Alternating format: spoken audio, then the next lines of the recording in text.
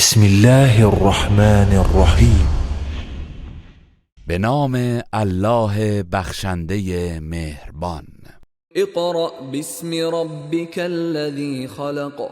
ای پیامبر، بخوان به نام پروردگارت که هستی را آفرید. خلق الانسان من علق. همان پروردگاری که انسان را از خون بسته آفرید. اقرأ وربك الاکرم. بخوان و پروردگارت از همه بزرگوارتر است. الذي علم بالقلم. همان کسی که به وسیله قلم نوشتن آموخت. علم الانسان ما لم يعلم. به انسان آنچه را که نمیدانست آموخت.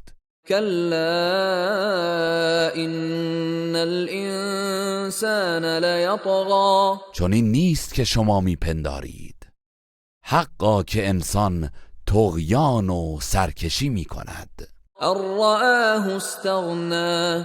بعد از اینکه خود را بی‌نیاز و توانگر ببیند. ان الى ربك الرجعى.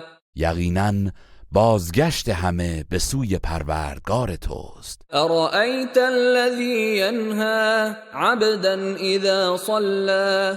ای پیامبر، آیا دیده ای آن کسی که از عبادت الله باز می‌دارد؟ بنده ای را هنگامی که نماز می‌خواند. ارأیت ان کان علی الهدى. به من خبر بده اگر این بنده بر راه هدایت باشد. او امر بالتقوى. یا مردم را به پرهیزکاری فرمان دهد. پس سزای کسی که چنین بنده ای را بیازارد چیست؟ ارأیت ان کذب وتولی.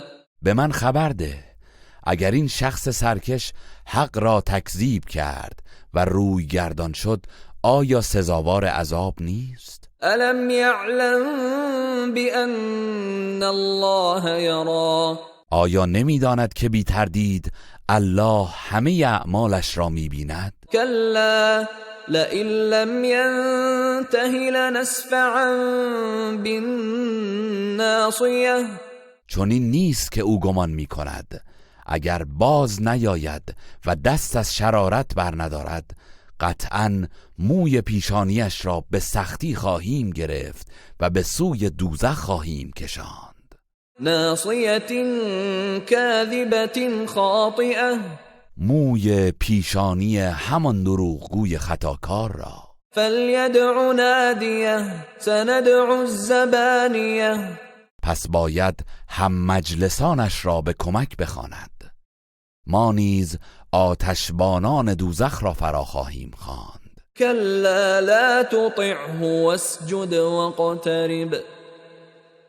چون این نیست که او میپندارد، هرگز او را اطاعت مکن و سجده کن و به الله تقرب جوی.